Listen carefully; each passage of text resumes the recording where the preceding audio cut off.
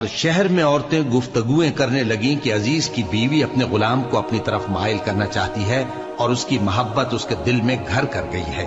ہم دیکھتی ہیں کہ وہ کھلی گمراہی میں ہے.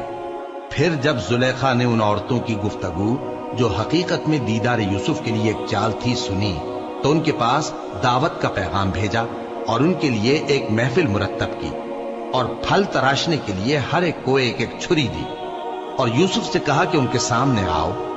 جب عورتوں نے ان کو دیکھا تو ان کا روب حسن ان پر ایسا چھا گیا کہ پھل تراشتے تراشتے اپنے ہاتھ کاٹ لیے اور بے ساختہ بول اٹھی کہ اللہ پاک ہے، یہ آدمی نہیں، یہ تو کوئی بزرگ فرشتہ ہے. زلیخا نے کہا تو یہ وہی ہے جس کے بارے میں تم مجھے تانے دیتی تھی، اور بے شک میں نے اس کو اپنی طرف مائل کرنا چاہا مگر یہ بچا رہا، اور اگر یہ وہ کام نہ کرے گا جو میں اسے کہتی ہوں تو قید کر دیا جائے گا اور ذلیل ہوگا.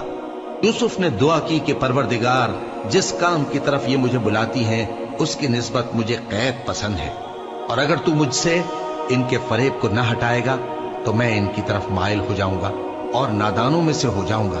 پس ان کے رب نے ان کی دعا قبول کر لی اور ان سے عورتوں کا داؤں ٹال دیا.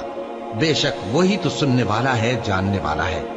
پھر باوجود اس کے کہ وہ لوگ ان کی بے گناہی کے نشان دیکھ چکے تھے، ان کی رائے یہی ٹھہری کہ کچھ عرصے کے لیے ان کو قید ہی کر دیں. اور ان کے ساتھ دو اور جوان بھی داخل زندہ ہوئے. ایک نے ان میں سے کہا کہ میں نے خواب دیکھا ہے، دیکھتا کیا ہوں کہ شراب کے لیے انگور نچوڑ رہا ہوں. دوسرے نے کہا کہ میں نے بھی خواب دیکھا ہے، میں یہ دیکھتا ہوں کہ اپنے سر پر روٹیاں اٹھائے ہوئے ہوں اور پرندے ان میں سے کھا رہے ہیں. تو ہمیں ان کی تعبیر بتا دیجئے کہ ہم تمہیں نیکوکار دیکھتے ہیں. یوسف نے کہا کہ جو کھانا تم کو ملنے والا ہے وہ آنے نہیں پائے گا کہ میں اس سے پہلے تم کو اس کی تعبیر بتا دوں گا. یہ ان باتوں میں سے ہے جو میرے پروردگار نے مجھے سکھائی ہیں. جو لوگ اللہ پر ایمان نہیں لاتے اور آخرت کا انکار کرتے ہیں، میں نے ان کا مذہب چھوڑ دیا ہے اور میں اپنے باپ دادا ابراہیم اور اسحاق اور یعقوب کے مذہب پر چلتا ہوں. ہمیں شایع نہیں ہے کہ کسی چیز کو اللہ کے ساتھ شریک بنائے.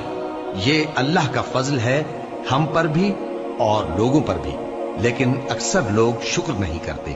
اے میرے قید خانے کے رفیقو، بھلا کئی جدا جدا آقا اچھے یا اللہ جو اکیلا ہے سب پر غالب ہے؟ جن چیزوں کی تم اللہ کے سوا پرستش کرتے ہو وہ صرف نام ہی نام ہے جو تم نے اور تمہارے باپ دادا نے رکھ لیے ہیں. اللہ نے ان کی کوئی سند نازل نہیں کی. سن رکھو کہ اللہ کے سوا کسی کی حکومت نہیں ہے. اس نے ارشاد فرمایا ہے کہ اس کے سوا کسی کی عبادت نہ کرو، یہی سیدھا دین ہے، لیکن اکثر لوگ نہیں جانتے.